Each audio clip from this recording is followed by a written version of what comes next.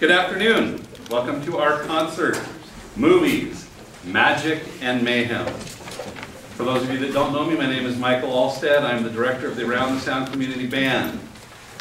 Today we are going to open our concert with the march theme from Patton, written by one of Hollywood's most prolific writers, Jerry Goldsmith. Patton March offers a wonderful full statement of the march theme that is rousing and glorious.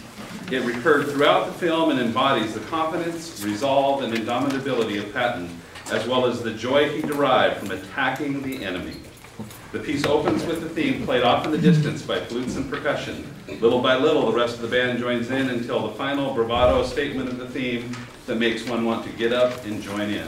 The musical score from Patton was nominated for an Oscar the year the movie was released. It lost out to the theme from Love Story.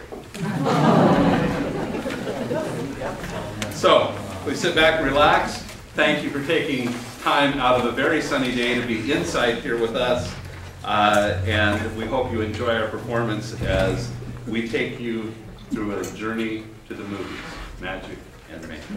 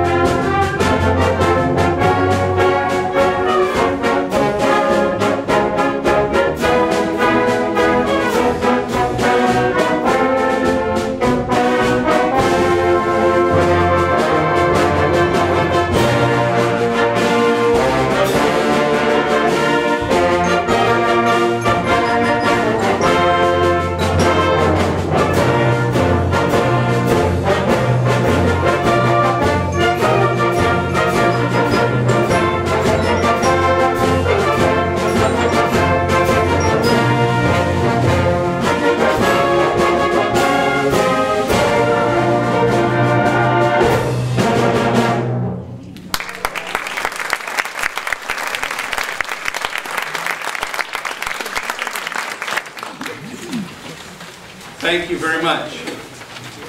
Before the movies, The Fellowship of the Ring, The Two Towers, and The Return of the King, most people knew of The Lord of the Rings by reading the J.R.R. Tolkien book.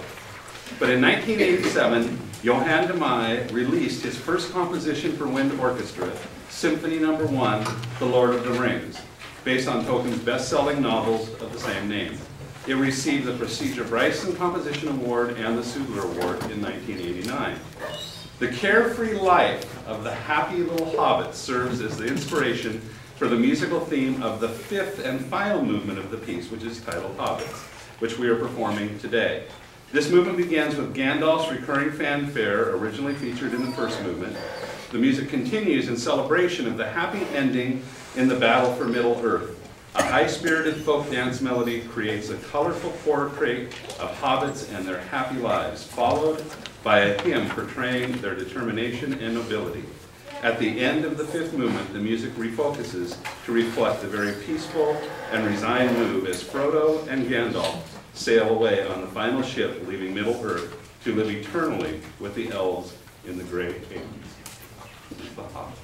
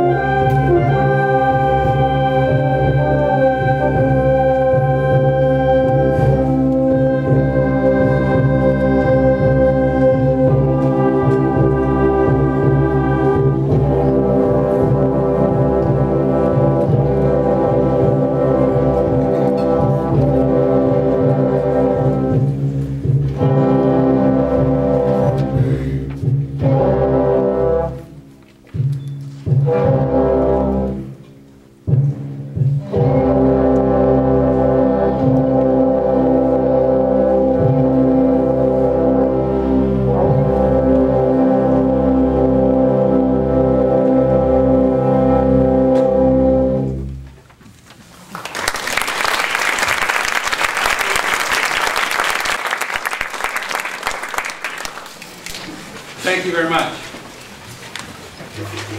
We're going to continue with a piece that has been one of our favorites.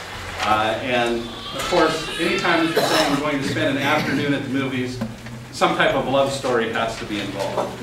And our first reference to this time-honored Hollywood tradition is music from the Titanic. The love story of Rose and Jack, two young people from very different social classes. For those of you that have come to performances that we've done before, this tune has been a part of our playlist for the last few years, and today we are reprising the arrangement. It includes John Ryan's polka and Blarney Pilgrim, and captures the energy and enthusiasm of those that were a part of the steerage class on the voyage.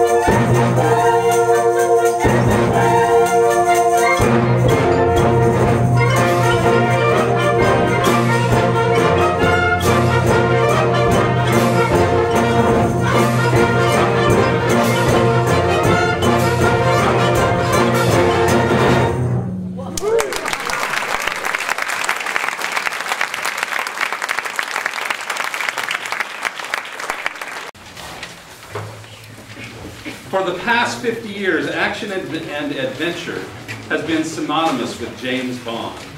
Today we are performing a suite of 4 classics from the series. The James Bond theme is the main signature theme of the James Bond films and has been used as an accompanying fanfare to the gun barrel sequence in almost every James Bond film since Dr. No, released in 1962. The original tune uses a surf rock style guitar riff. We unfortunately don't have that with us today. At the time of the first film's release, surf rock was the current craze. The second piece in our suite, Live and Let Die, even before the screenplay was written, producers Harry Saltzman and Albert R. Broccoli invited Paul McCartney to write the theme song. Originally, Saltzman was interested in having Shirley Bassey or Thelma Houston perform it instead of McCartney's band, Wings. But McCartney would only allow the song to be used in the movie if Wings were able to perform the song in the opening credits.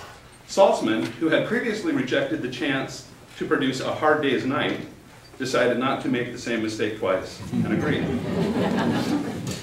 The third piece, For Your Eyes Only, is the theme tune to the 12th James Bond movie, written by Bill Conti and Mick Leeson, and performed by Scottish singer Sheena Easton. She is the only artist to have been singing the theme song to a Bond movie during its opening titles. As Maurice Binder liked Easton's appearance and decided to add her to the credits.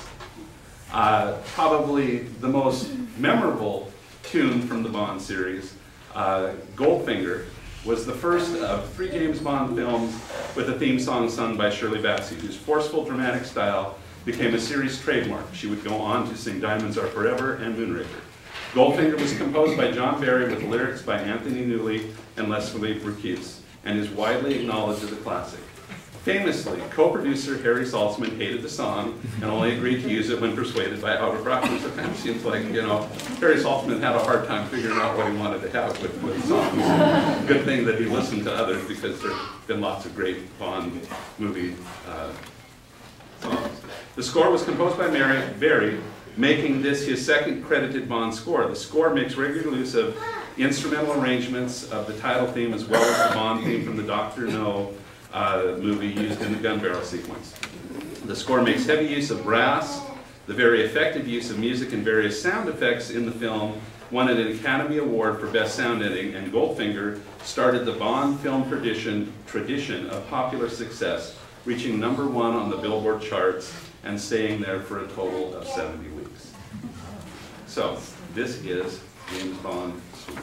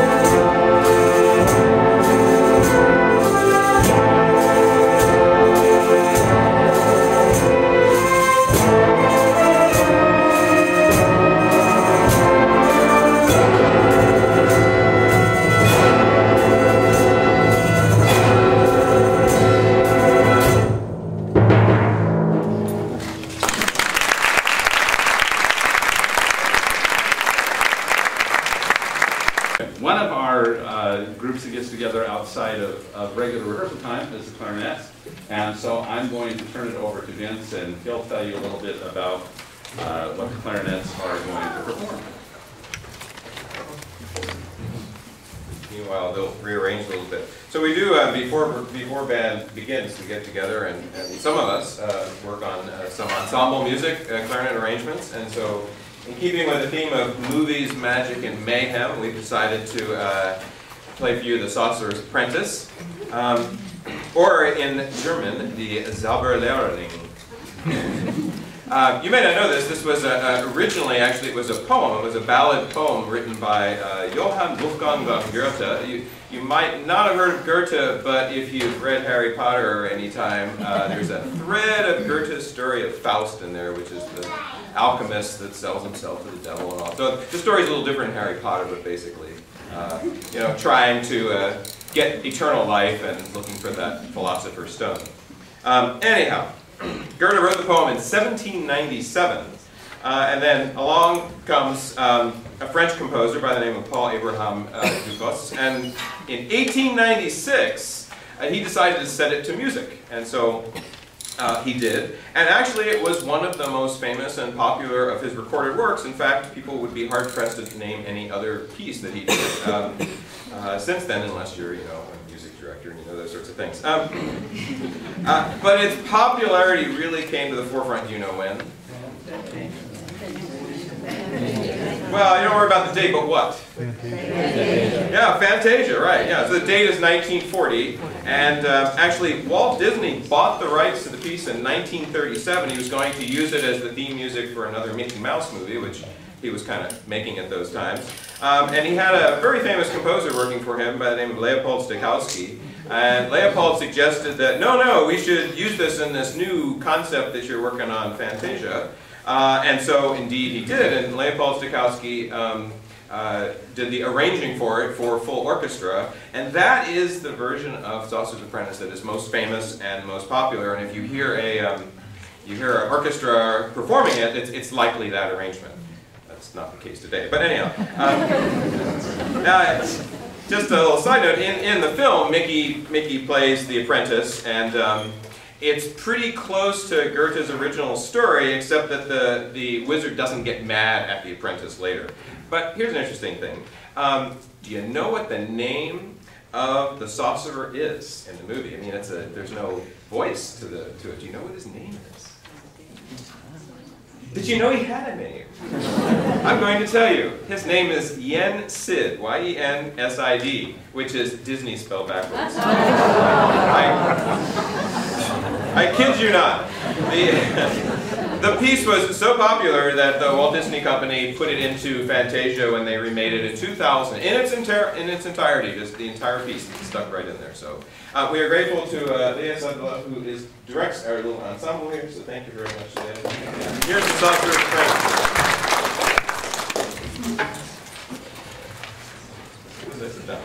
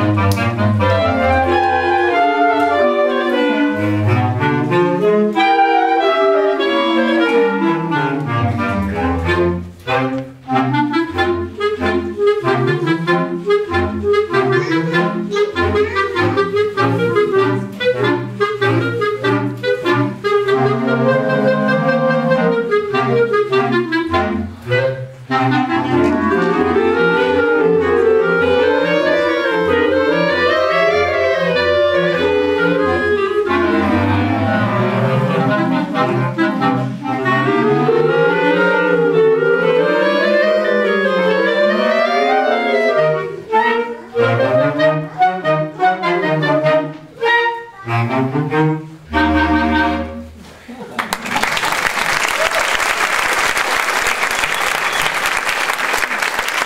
outlines the emotions and themes of the movie. It's a sprawling romantic epic and tells the story of the Ludlow family, three brothers and their father who lived in the remote wilderness of Montana in the early 1900s. The music was written by James Horner and represents the beginning of what many would say is the golden period of his career in the mid-1990s, which would later go on to include such scores as Braveheart, Apollo 13, the Spitfire Grill, and eventually Titanic. Legends of the Fall is a huge, sprawling, theme-filled epic, a perfect representation of the American West, of open spaces, of the beauty of nature, and of all-encompassing love. That love-themed story again. There are several themes which would weave their way in and out, each reflecting a certain character or element of the story. The most prominent theme is the central theme, which appears in the opening title, Legends of the Fall, initially played on solo trumpet and then expanding to encompass the full band. It's one of those themes which envelops you from the beginning, graceful, sweeping, romantic, expansive, and utterly beautiful. This is Legends of the Fall.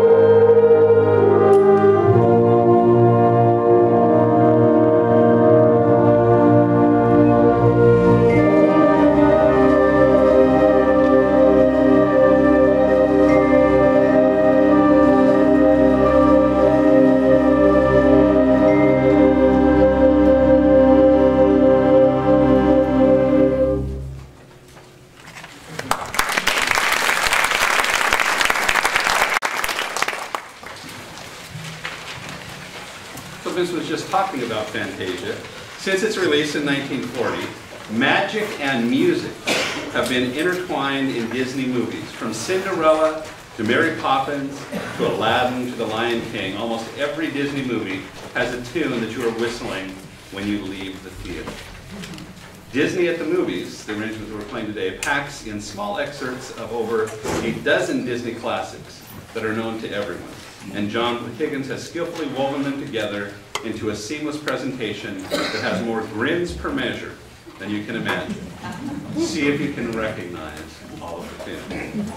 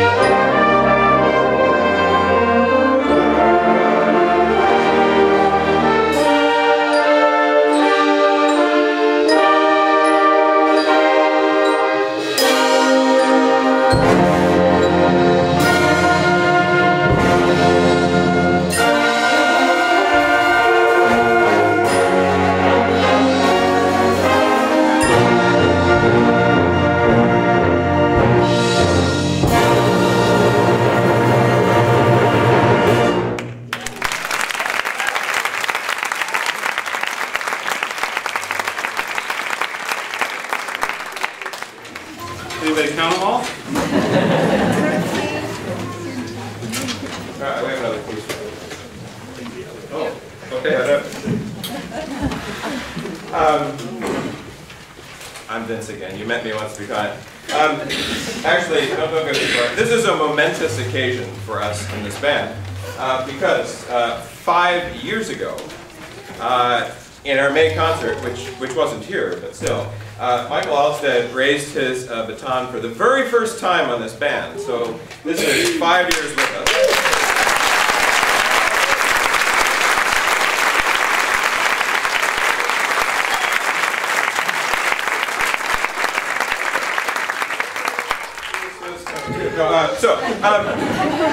And in those 5 years, if you've been with us long enough, you know what I mean. I mean, we have grown so much in numbers and in musicianship. Michael has challenged us. He's pushed us. He's made us believe that we can be better than we are, and we are better than we are. And I'm a chemistry teacher, not an English teacher. Anyhow, and you know, he's been very gentle with us, even when we insist on playing fortissimo when it says pianissimo. And I especially like his, you're not playing the right note gesture. It's kind of like, so you know. Anyhow. And we've gone from playing, you know, very small venues to public concerts and bigger community events. We're even going to a band festival in June.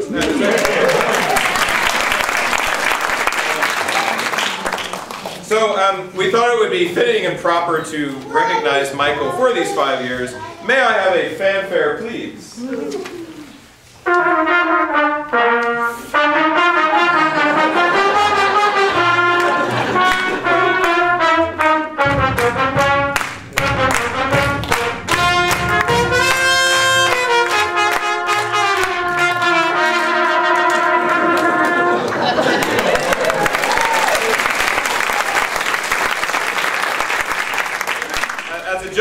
Into when Michael was auditioning for a job with us, and he is a trumpet player. The piece we had him direct blind or cold was Fiddler on the Roof.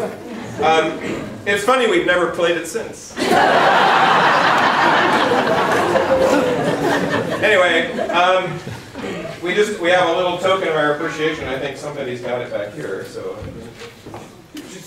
want to bring it up? You must come this way. You must come this way and come here because we're going. Yeah, well, see, that's why he's the director. So we have this. Yeah, so we have this little plaque we made for you right over here, and you can show it to the audience. Yeah.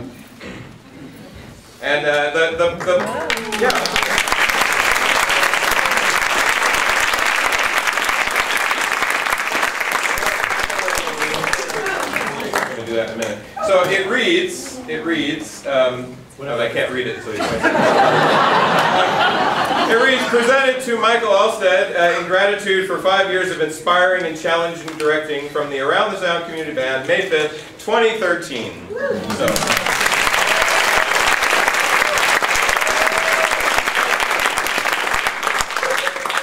Interestingly, Roger back there, wait, Roger right here in the double-belled euphonium, found these pieces in an antique shop, was it, right? Yeah, he found these pieces for it says it's the John Philip Sousa Band Award, and I'm thinking Michael probably knows what that is, but it's an award typically given to high school students, and the award, I mean, it is a legit award, to recognize superior musicianship, outstanding dedication, and leadership. So actually we think it is very fitting and proper that we give it here to Michael. And it comes actually with a lapel pin, which I found in my desk drawer. One of those things, the students forget it, you throw it in the drawer, and there it is. So we have an actual lapel pin.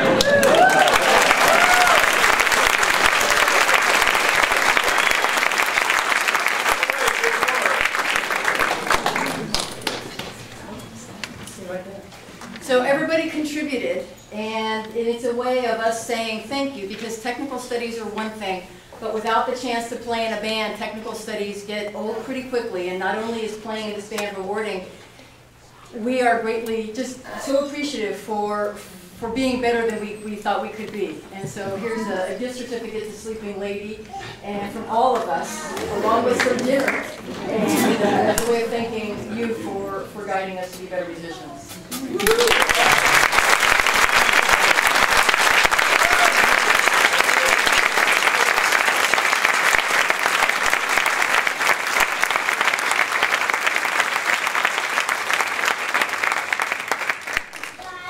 That's very sweet of you. It's always nice to get the opportunity to share in the music that we make here, in performances that you get to come to, but also each week when we get a chance to get together. And truly, this has been one of the joyful parts of my life over the last 5 years. When I found out about the band, at the time I was doing executive director work for the Cascade Youth Symphony. And the president of the board of directors of the Cascade Youth Symphony knew one of the players that was playing in the band at the time, and suggested to that person in the band, you should talk to Michael Alstad. He might have some good questions that you could ask to candidates. What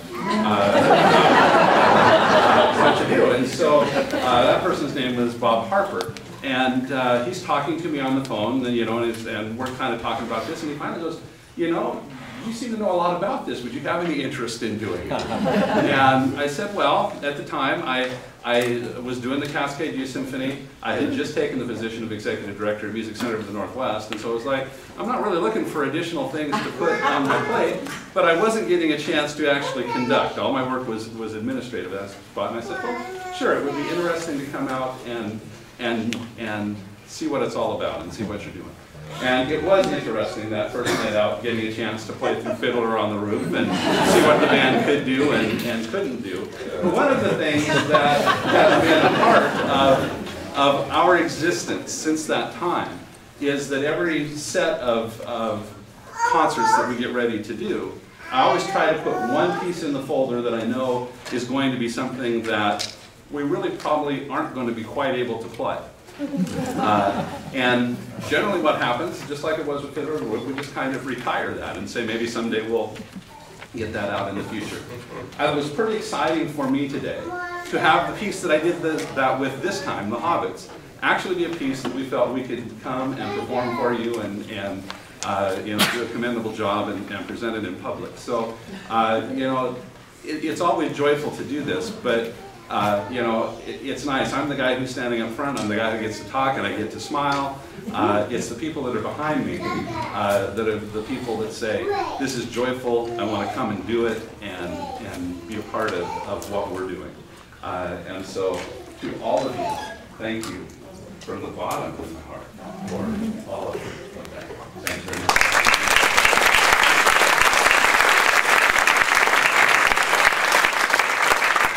So I'm going to tell you just a little tiny bit about the last piece that we're going to play for you today, Colonel Bogey. It was part of the music for Bridge on the River Kwai, which was a film in 1957. In the movie, the prisoners, as they were being marched into a camp, the person who was the director wanted them to sing a tune that during World War II in Britain was a song that Britons used to sort of put down Hitler during World War II. And I'm not going to tell you any more about that than the song. You'll have to look up the rest of it yourself. Because what happened was the producer said, no, that's too vulgar. We can't do it in a film and use that.